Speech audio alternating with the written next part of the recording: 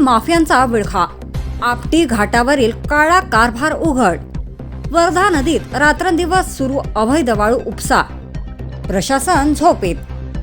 यवतमाळ जिल्ह्यातील मारेगाव तालुक्यातील वर्धा नदीकाठ सध्या रेती तस्करीचा अड्डा बनल्याचे धक्कादायक वास्तव समोर येत आहे.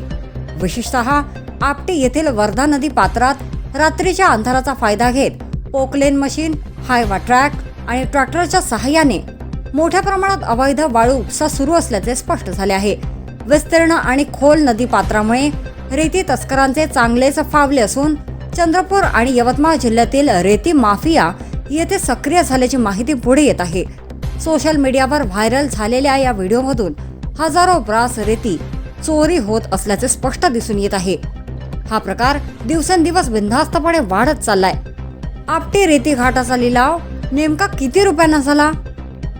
घाटधारकाला किती ब्रॉस रेती उपसण्याची अधिकृत परवानगी आहे? याबाबत प्रशासनाकडून कोणतीही स्पष्ट माहिती समोर येत नाही. मात्र प्रत्यक्षात सुरू असलेला उपसा हा अधिकृत मर्यादेपेक्षा कितीतरी पटीने जास्त असल्याचा गंभीर आरोप होत आहे.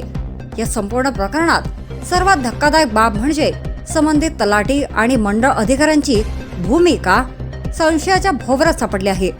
अवैध उत्खनन रोखण्याऐवजी हे अधिकारी घाटापासून 20 ते 25 किलोमीटर दूर रात्री गस्त घालत असल्याचा बनाव करत असल्याचे आरोप दिसून आले आहेत. त्यामुळे प्रत्यक्ष घटनास्थळी न जाता पंचनामा टाळला जात असून या बेकायदेशीर कारवायांना एक प्रकारे मूकसंमती दिली जात असल्याचे चित्र निर्माण झाले आहे. दरम्यान या अवैध रेती उपसामुळे वर्धा नदीच्या पात्राचे मोठ्या प्रमाणात नुकसान होत आहे. शासनाचा कोट्यावधींचा महसूल बुडत असून पर्यावरणाचा समतोलही बिघडतोय. तसेच अवजड वाहनांच्या सततच्या वर्दळीमुळे परिसरातील रस्त्यांची अवस्था अत्यंत खराब झाली आहे, ज्यामुळे स्थानिक नागरिकांना नाहक त्रास सहन करावा लागतोय. या पार्श्वभूमीवर संतप्त नागरिकांनी थेट जिल्हाधिकाऱ्यांकडे तक्रार केल्याची माहितीही समोर येत आहे. मात्र प्रशासन यावर कोणती ठोस कारवाई करणार का, हा प्रश्न अद्याप अनुत्तरित आहे.